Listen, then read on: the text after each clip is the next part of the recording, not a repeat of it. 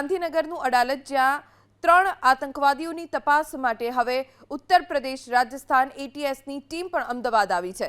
કાશ્મીરી સફરજનની આડમાં શંકાસ્પદ વસ્તુઓ અંગે તપાસ શરૂ કરવામાં આવી છે.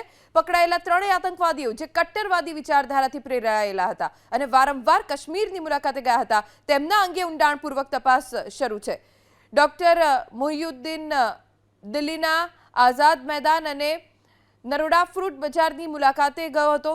કાશ્મીરી સફરજનની આડમાં દેશભરમાં કોઈક શંકાસ્પદ વસ્તુઓ મોકલવાની હતી કે કેમ તે અંગે તપાસ ચાલી રહી છે. 3 આતંકી જે વિસ્તારમાં રહેતા હતા એ વિસ્તારમાં કટ્ટરવાદીઓનો પ્રભાવ હતો. હૈદરાબાદમાં આતંકી ડોક્ટર અહેમદ સૈયદે કટ્ટરવાદી વિચારધારાવાળા સભ્યોને પોતાની ટીમ બનાવવા માટે 3 યુવાનો પાસે શપથ પણ લેવડાવ્યા હતા. અહેમદ સૈયદ પોતાની એક મોટી ટીમ બનાવવાની ફિરાકમાં હતો. 3 આતંકવાદીઓની મોબાઈલ ડેટાની રિકવરી કરવામાં આવી રહી છે. મોબાઈલ ડેટા રિકવર થયા બાદ અનેક રહસ્ય પણ સામે આવી શકે છે. મંગળવારના 3 આતંકીઓને અડાલજ અને છત્રાલ લઈ જઈને એટીએસે તપાસ કરી હતી.